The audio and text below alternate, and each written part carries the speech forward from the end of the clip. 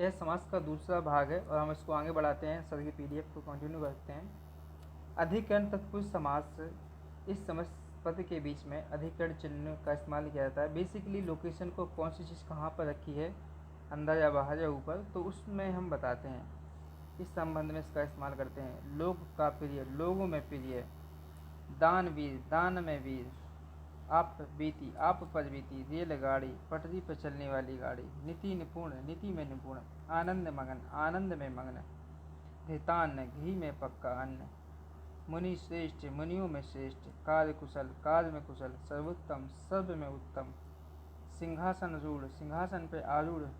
कवि पुगम्ब, कवियों में पुगम्ब। कवि श्रेष्ठ, कवियों में श्रेष्ठ। हरफन मूला, हरफन में मूला। पुरुष सिंह, पुरुषों में सिंह। घुड़सवार, घोड़े पे सवार। आत्मविश्वास, आत्मा पर विश्वास। वन विश्वास, वनवास, वन में वास। आत्मनिर्भर, आत्मा पर निर्भर। वाहन आरूढ़, वाहन पर आरूढ़। नग्न समास क्या होता है? जिस शब्द में ना के अर्थ में आ अथवा अन्न का प्रयोग हुआ हो उसे नग्न तत्पुरुष समास कहते हैं। इस समास की एक और वैरायटी है, जैसे असभ्य, ना सभ्य, अनंत, ना अनंत, अभाव, ना भाव, अनपढ़, ना पढ़। तो ये आसान है, इसे देख लेंगे। अलुक तत्पुरुष क्या होता है? जिस तत्पुरुष के पहले पद कोई व्यक्ति का लोप ना होकर उसे इसमें ही समाहित हो तो उसे अलुक तत्पुरुष कहते हैं। जैसे देखना, युधिष्ठिर, इसको, इसका जो अर्थ है, जो विभक्ति है उसी के अंदर समाहित है। बेसिकली इसमें मैं वाला शब्द आता है। युधिष्ठिर, युद्ध में स्थिर। मन सिज, मन में सिज। खेचर, आकाश में विचरने वाला, है ना। तो ये अलुक तत्पुरुष है। क्रमधार तत्पुरुष में क्या होता है कि जो पहला पद होता है, पूर्व पद होता है, वो विशेषण की भांति काम करता है, और जो उत्तर प्रधान होता है वो विशेष की भांति काम करता है ना। तो यहाँ पर एक विशेषण होता है, एक विशेष होता है। जैसे राम बहुत सुंदर है, तो राम क्या है? राम विशेष है, और बहुत क्या है? हाँ, सुंदर क्या है? विशेषण है। तो यहाँ पर राम की विशेषता कौन बता रहा है? सुंदर। तो इस प्रकार का, जैसे महाकवि, कवि महान है कवि, तो कवि क्या है? विशेष, और महान क्या है? विशेषण है। तो इस प्रकार का एक जब भी सहयोग दिखता है तो उसे क्रमधारय समास कहते हैं।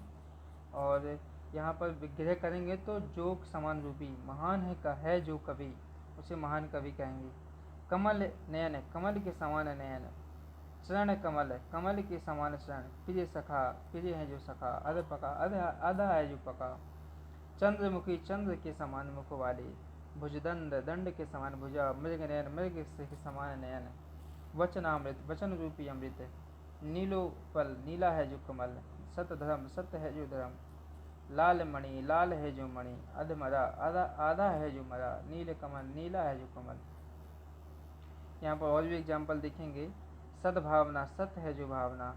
काम का पुरुष, कायर है जो पुरुष। प्राण धन, प्राण रूपी धन। देह लता, देह रूपी लता। चंद्र वदन, चंद्र के समान वदन। गुरुदेव, गुरु रूपी देवी। कृताकृत, किया बेकिया। घन श्याम, घन के समान श्याम। कीर्ति लता, कीर्ति रूपी लता। सज्जन, सत है जो जन। काली मिर्च, काली है जो मिर्च। क्रोधाग्नि, क्रोध रूपी अग्नि। कुछ अपवाद है, जैसे महान, महावीर, महान है जो वीर। तो बेसिकली महावीर जैन धर्म के जो एक जैन तीर्थंकर है, 24वें तीर्थंकर, उनके लिए हुआ। तो यहाँ पर बहुव्रीहि समास आएगा, है ना। ये नीलकंठ, नीला है जो कंठ, ये बेसिकली लगता तो क्रमधारय समास है, लेकिन क्या है, इसमें एक दूसरा अर्थ हमें निकलता है। क्या निकलता है? नीलकंठ कौन है भैया? शिव शंकर है। यहाँ पर दो बातें कही गई, परंतु किसी तीसरे का बोध हो रहा है। तो बेसिकली ये बहुव्रीहि समास है। तो ये अपवाद है, लेकिन अब रही बात, अगर ऐसा आ जाता है क्वेश्चन की नीला है जो कंठ, और ऑप्शन में आपको क्रमधारय, बहुव्रीहि, तत्पुरुष द्वंद्व समास मिले, तो आपको हमेशा बहुव्रीहि समास को प्राथमिकता देनी है। क्रमधारय अगर बहुव्रीहि नहीं है तो फिर क्रमधारय को ही लगाएंगे, ठीक है। द्विगु समास वह समास होता है इसका पूर्व पद संख्यावाची हो तथा उत्तर पद प्रधान हो, है ना। यहाँ पर समास की विशेषता या साउंडिंग निकलती है। इन जैसे चौराहा, 4 राहों का समाहार या 4 राहों का समूह।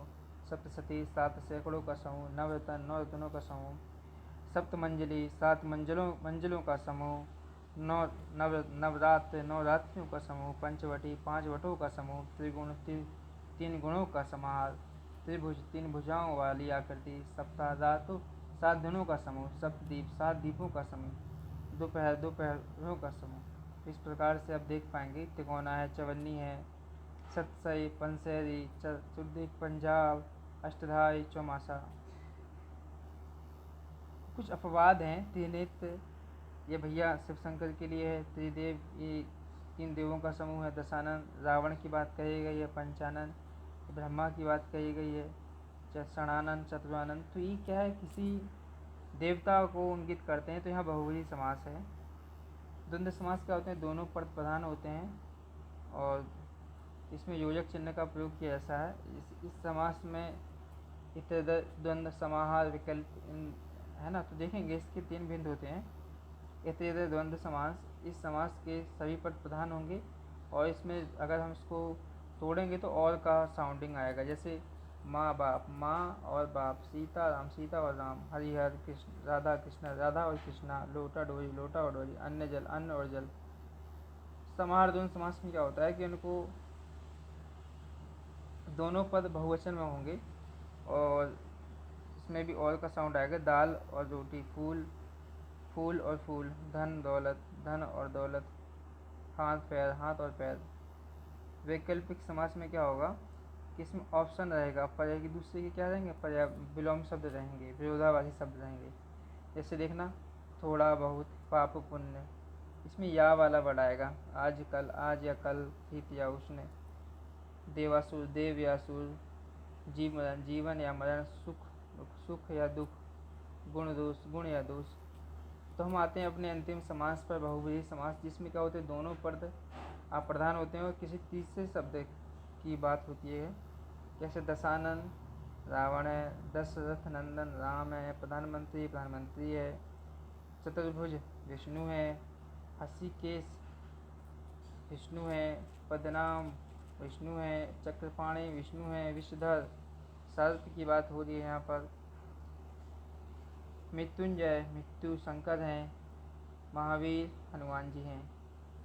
तो भाई साहब यहाँ पर अगर ये बहुव्रीहि नहीं होंगे तो एक कर्मधारय समास होंगे सब। निशाचर राक्षस है, पीताम्बर कृष्ण है, पंकज कमल है, मृगेंद्र आपका सिंह है, गिरिधर कृष्णा है, पंचानन हनुमान है, षडानन कार्तिकेय है, लंबोदर गणेश है, नीलकंठ शिव है। और भी देख लेते हैं, चंद्रचूड़ शिव है, शाखा मृगवानर है, पतझड़ ऋतु विशेष है, पत्तों का झड़ना पतझड़ है, अंशुमालु सूर्य है, एकदंत गणेश जी है। तो आई होप आपको अच्छा लगा, सब्सक्राइब जरूर करें।